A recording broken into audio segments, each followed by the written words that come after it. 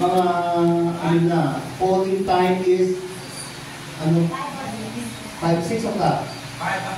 Okay, o 5 o'clock daw po. Merong mga nakatalaga doon sa gate for registration. Polling time na naman po yung polling time. Polling time. Polling time na naman yun. Polling time is 5 o'clock. So, nasa inyo po kung dati kayo ng 7, ng 6. Okay po. Okay po, if you feel to be there at 6 or not, okay lang po yun. Wala namang problema. Hindi ko naman ina-announce na, "Oy, Madam Matera, you're late." Hindi naman hindi. The open is gate for us to enter. Oo, diba? So, ganun siya, ganun. Ganun ang mangyayari doon. So, formal casual? Pwede naman yung casual. Kasi most of the baka may sila na they are thinking na hindi sila ganito, mag-produce ng mga. So, hindi na naging question na yun na first meeting yan. So, I think if you have and available, yung susunod mo that night, then go on.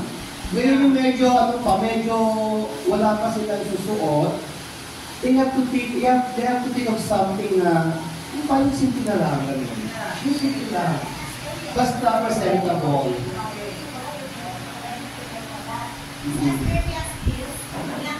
Yes, kasi nga, ito na kaya meron tayong meeting na para they have to prepare.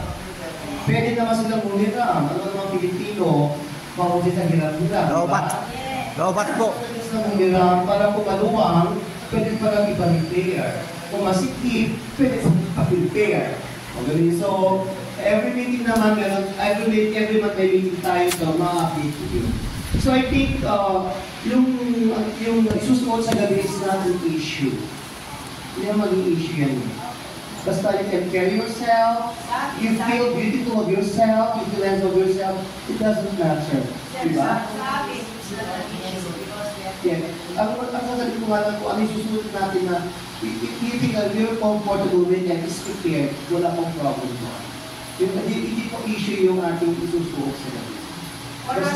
Sir, for us, it's not an issue. Yes, I know. Yes. But, of course, yung mga iba, well, we're out to motivate them. Kasi i-motivate natin sila. Since that's one, inabluan mo na niya, once inabluan mo na niya. So I think, some of them will be preparing naman yan. Pero naman yung prepare dyan sa tingin ko lang. Kasi every idea naman nilang magpapakita na sila emotion, ba? Kaya paano is mag-e-effort sila sa gabing yun. Isang gabi na naman yun. Isang gabi na naman po yun.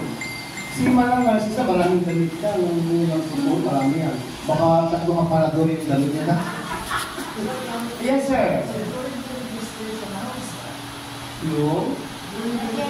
Yung registration po. Diba last time, ano na yung nagtalaga na tayo ng mga people, mga teachers nandun sa gate.